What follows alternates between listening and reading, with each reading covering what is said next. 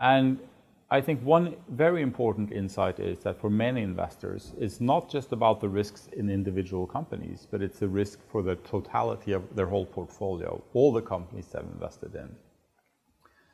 So one issue is that many companies perhaps try to solve their individual problems in a way which is not optimal for the overall economy or for other companies. So suppose there is a factory who dumps toxic waste in a river because that's a cheap way to get rid of it.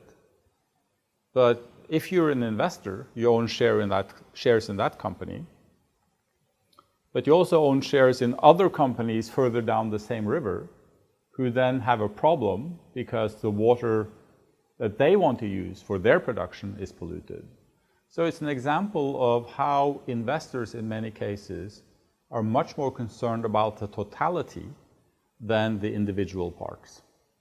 And it's, I think, an example of why investors want to work for better overall standards rather than looking at just profitability for individual companies.